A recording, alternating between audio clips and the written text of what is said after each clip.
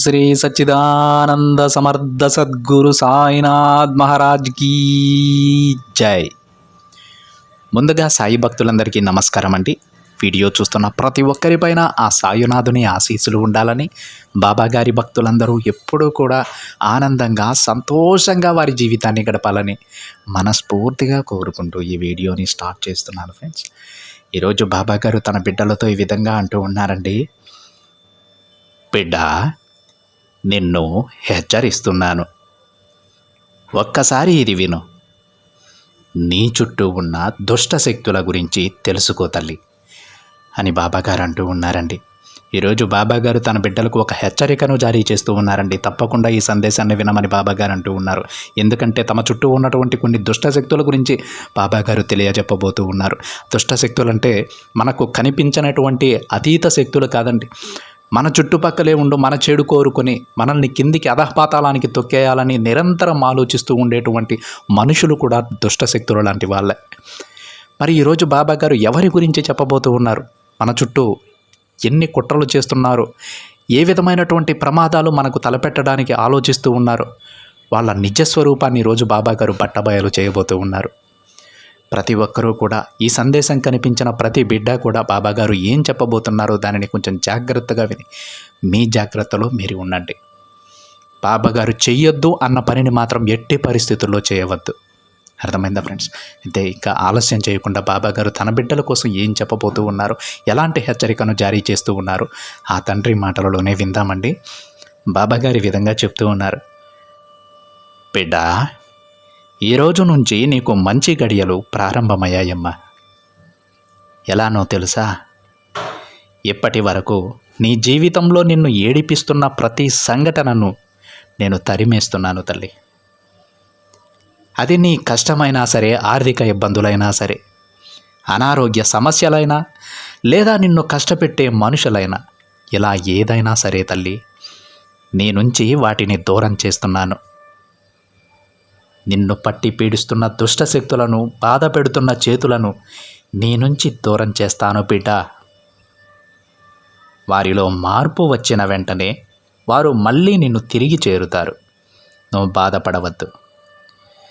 చూడు తల్లి, వారి మీద నీకు ఎంతో అభిమానం ఉండవచ్చు, వారు చాలా మంచివారని నువ్వు నమ్ముతూ ఉండవచ్చు. అందుకే వారి మనసులో ఉన్నటువంటి ఆ దుష్ట ఆలోచనలను తరిమేసి నీ గురించి వారికి తెలియజేసి మంచి బుద్ధిని వారికి కల్పించి ఆ తరువాత మళ్ళీ నీ దగ్గరకు చేరుస్తానమ్మా. అప్పటి వరకు కాస్త ఓపిక పట్టు. ఈ విషయంతో నీకు ఆనందం కలుగుతుందా బిడ్డ? ఇలాంటి దుష్టశక్తులు నీ చుట్టూ తిరుగుతూ ఉంటే నీకు మనశ్శాంతి ఎలా ఉంటుందమ్మా? అస్సలు నీకు మనశ్శాంతే ఉండదు. ఏదో ఒక ఆలోచన చేస్తూనే ఉండాల్సి ఉంటుంది. నేను ఎంత కష్టపడుతున్నా సరే ఎందుకు నా కష్టాలు తీరడం లేదు, ఎన్ని పనులు చేస్తున్నా విజయాన్ని ఎందుకు సాధించలేకపోతున్నాను అని ఆలోచిస్తూనే ఉండాల్సి ఉంటుంది. కానీ దానికి కారణం నీ చుట్టూ నీతోనే తిరుగుతున్న వాళ్ళని ఇప్పటి వరకు నీకు తెలియదు. అందుకే వారిని నీ నుంచి దూరం చేయబోతున్నానమ్మా. నీ బాబాపై కోపం పెంచుకోకు బిడ్డ. ఇక నీకు బాధ అనవసరం తల్లి. నీకు తోడుగా ఎప్పుడూ ఈ తండ్రి ఉంటారు.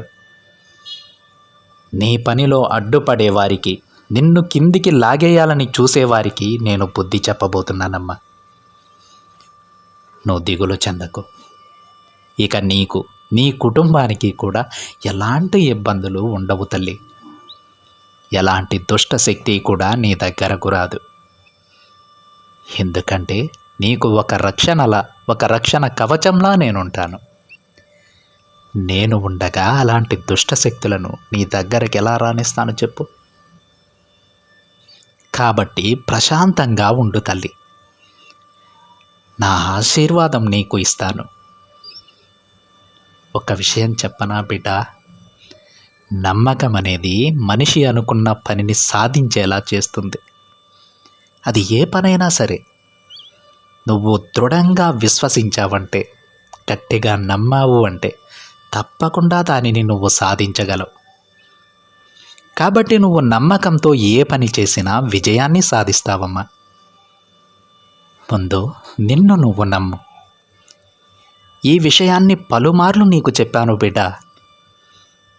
చెప్పినంతసేపు చాలా శ్రద్ధగా వింటావు. మళ్ళీ నీపైన నీకు నమ్మకం లేకుండా పోతూ ఉంది. ఇక ఎప్పుడూ కూడా అలా జరగనివ్వకు తల్లి. ముందు నిన్ను నువ్వు నమ్ము. నీ బాబాపై నమ్మకం ఉంచు. అనుకున్న ప్రతిదీ నువ్వు విజయం సాధించగలవు తల్లి. ఎందులోనూ విఫలం కావు. మరొక విషయం బిడ్డ, నీకు సాయం చేసిన వారిని మాత్రం ఎన్నడూ మరువవద్దమ్మా. నువ్వు నా దగ్గర పెట్టే ప్రార్థనలు నీకు మంచి ఫలితాన్ని ఇస్తాయి. ఎందుకంటే ప్రతి ఒక్క ప్రార్థన నేను వింటూనే ఉన్నాను తల్లి. నీ కష్టాన్ని నా కళ్ళతో నేను చూస్తూనే ఉన్నాను. మంచి సమయం కోసం నేను ఎదురు చూస్తున్నానమ్మా. ఆ సమయం ఈరోజు వచ్చింది. అన్నీ నీకు అనుకూలంగా మారుస్తాను బిడ్డ. నేను నీకు అన్నీ చేస్తాను. నా బాబా నాకు అన్నీ చేస్తారని నువ్వు నమ్మినప్పుడు అవి ఖచ్చితంగా జరిగి తీరుతాయి. అది ఏ పనైనా కానీ నిజాయితీగా స్వచ్ఛమైన మనసుతో ప్రారంభించు. వెంటనే నువ్వనుకున్నది అనుకున్నట్లుగా జరుగుతుందమ్మా. ఏదైనా కానీ నమ్మకంతో అడుగు. నీ ప్రయత్నం నువ్వు చేస్తూ అంతా మంచే జరగాలని నన్ను ప్రార్థించు. నువ్వు ఎలా ఆలోచిస్తే అలానే జరిపిస్తాను. నన్ను నమ్మిన పాదాల దగ్గర శరణాగతి పొందిన వారిని నేను ఎన్నడూ వదలనమ్మా. వారి వెంటే నా పయనం. నేను వారితోనే ఉంటూ వారిని కంటికి రెప్పలా కాపాడుకుంటాను తల్లి. నా మాటలు అర్థమవుతున్నాయా? నీ సాయి మాటలు మనసులో పెట్టుకో. నీకు అంతా మంచే జరుగుతుంది అని బాబాగారు అంటూ ఉన్నారండి. ఈ విధంగా ఈరోజు బాబాగారు తన బిడ్డల చుట్టూ ఉన్నటువంటి కొన్ని దుష్ట శక్తులను వారికి దూరం చేస్తానని అంటూ ఉన్నారు. బాబాగారు మరొక విషయం కూడా చెప్పారు. ఒకవేళ వారిలో మీరు ఎంతగానో నమ్మిన వ్యక్తులు ఉండొచ్చు, మీరు ఎంతగానో అభిమానించేటువంటి వ్యక్తులు ఉండొచ్చు. వారు ఒకవేళ మీకు దూరం అయితే మీ మనసు చాలా బాధపడుతుంది తల్లి. కానీ తప్పదు. నాకు తప్పడం లేదు. ఎందుకంటే వారి వల్ల నువ్వు కష్టపడుతూ ఉన్నావు, ఇబ్బంది పడుతూ ఉన్నావు. బాధపడవద్దమ్మా. వారి మనసుని మార్చి వారి దుష్టబుద్ధులన్నీ కూడా బయటకు వెళ్ళిన తరువాత వారిని తిరిగి నీకు అప్పచెప్తాను. నీ మంచి మనసుని వారికి అర్థమయ్యేలా చేస్తాను. వాళ్ళు ఇన్ని రోజులు ఎన్ని తప్పులు చేశారో, ఏ విధంగా ఆలోచించారో, అది ఎంత పెద్ద తప్పో వారికి తెలియజేసి వారిని మంచి మనుషులుగా మార్చి మళ్ళీ నీకు దగ్గర చేస్తాను అని బాబాగారు చెప్పారు. చూసారండి, బాబాగారు ఏదైనా చేస్తూ ఉంటే తన బిడ్డలు ఈ పరిస్థితి కానీ ఎదురైతే వాళ్ళు తప్పకుండా బాధపడతారని ముందుగానే ఆలోచించి దానికి కూడా పరిష్కారాన్ని అప్పుడే అందిస్తారండి. మనల్ని ఎవరో కష్టపెడుతున్నారని బాబాగారికి అర్థమైంది. వాళ్ళెంతో మనకు సన్నిహితులని బాబాగారికి అర్థమైంది. వీళ్ళని నా బిడ్డ నుంచి దూరం చేస్తే నా బిడ్డలు తప్పకుండా బాధపడతారు, అలా జరగకూడదు, మళ్ళీ వారిని దగ్గరకు చేస్తానని బాబాగారు ఆలోచించి వారి మనసును మార్చి తిరిగి తన బిడ్డలకు అప్పచెప్పుతారండి.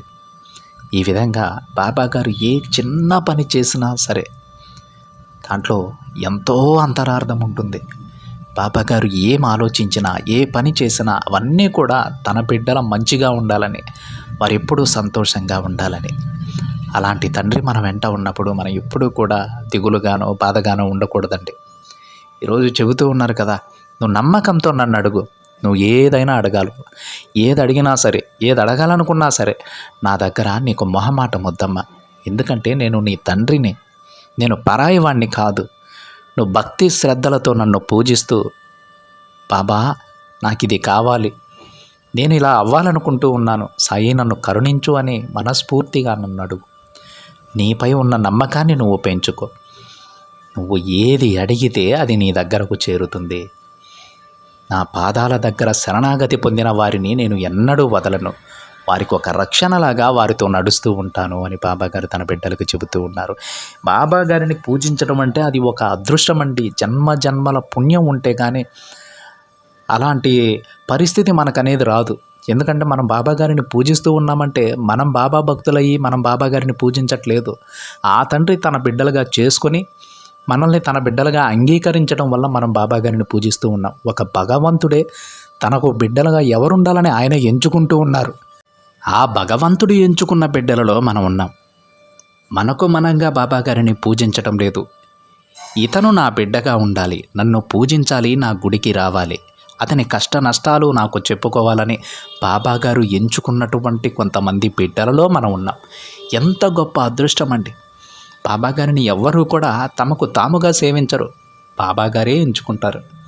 ఈ బిడ్డలందరూ కూడా నా బిడ్డలే, నా దగ్గరకు రావాలి, వాళ్ళకు ఒక గొప్ప జీవితాన్ని నేను ప్రసాదించాలని బాబాగారి ముందుగా ఎంచుకుంటారండి.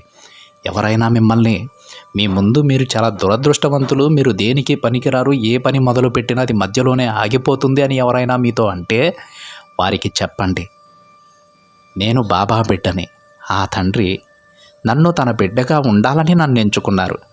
ఆ రోజే నా దరిద్రాలన్నీ పోయాయి. నా అంత అదృష్టవంతులు ఈ ప్రపంచంలోనే ఎవ్వరూ ఉండరు. నువ్వెవరు నాకు చెప్పడానికి, నా దురదృష్టం గురించి మాట్లాడటానికి అని మొహం మీద చెప్పండి.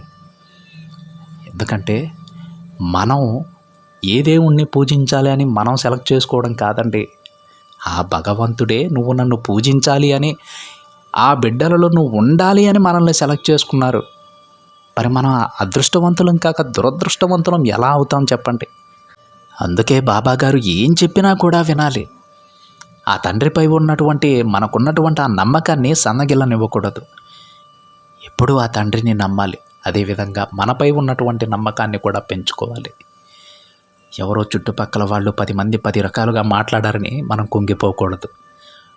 ఎవరైతే ధైర్యంగా నిలబడతారో, ఎవరైతే బాబాగారిపై ఉన్నటువంటి నమ్మకాన్ని రెట్టింపు చేసుకుంటూ ముందుకు వెళ్తూ ఉంటారో, ఎవరైతే తమ కష్ట నష్టాలను ప్రతి ఒక్క దానిని బాబాగారితో పంచుకుంటూ ఉంటారో, వాళ్ళు బాబాగారికి ప్రియమైన బిడ్డలుగా మారిపోతారు. అదేవిధంగా వారి జీవితాన్ని అద్భుతంగా మార్చుకోగలరు. ఈ అవకాశాన్ని బాబాగారు తన బిడ్డలకు తప్పకుండా ప్రసాదిస్తారు. మరి ఇక ఈ సందేశంలో బాబాగారు తన బిడ్డలకు చెప్పింది అదే. నువ్వు అడిగిన ప్రతి అవకాశాన్ని నీకు ప్రసాదించబోతూ ఉన్నానమ్మా. నువ్వు నా పాదాల దగ్గర పెట్టినటువంటి ప్రతి ఒక్క కోరికను నేను నీకు నెరవేర్చబోతూ ఉన్నాను. ధైర్యంగా ఉండు. అయితే నువ్వు కొంచెం ఇబ్బంది పడినా సరే, నువ్వు బాధపడినా సరే, నీ చుట్టూ తిరిగే వాళ్ళల్లో వాళ్ళు నీకు ఇష్టమైన వాళ్ళైనా సరే, దుష్ట మనసు కలిగినటువంటి వారిని మాత్రం నీకు దూరం చేస్తూ ఉన్నాను. ఈ విషయంలో మాత్రం నువ్వు బాధపడినా సరే నా నిర్ణయాన్ని మాత్రం మార్చుకోను. వాళ్ళని మళ్ళీ నీకు దగ్గర చేస్తాను, కానీ ఇప్పుడు కాదు. కొద్ది రోజులు నువ్వు బాధపడినా సరే, నీ మనసు బాధపడినా సరే, నువ్వు కొద్ది రోజులు ఓపిక పట్టాల్సిందే.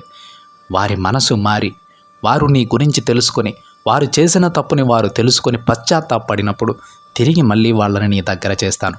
అప్పటి వరకు సరే, అది కొన్ని రోజులు కావచ్చు, నెలలు కావచ్చు, సంవత్సరాలు కూడా కావచ్చు, నా బిడ్డ గురించి వారి మనసులో దుష్ట ఆలోచనలు ఉన్నన్ని రోజులు, నీ ఎదుగుదలకు వాళ్ళు ఆటంకంగా మారినన్ని రోజులు వారు శిక్షార్హులే. వారు నీకు దూరంగా ఉండాల్సిందే, నువ్వు బాధపడినా సరే. అందుకే ముందుగానే నిన్ను హెచ్చరిస్తూ ఉన్నాను.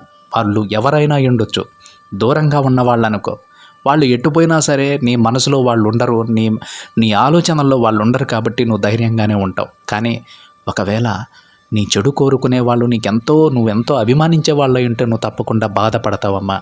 కానీ బాధపడద్దు. ఎందుకంటే వాళ్ళను నిన్ను కిందికి లాగేయాలని చూస్తూ ఉన్నారు. వాళ్ళని నీ నుంచి దూరం చేస్తున్నానమ్మా, నాకు తప్పడం లేదు.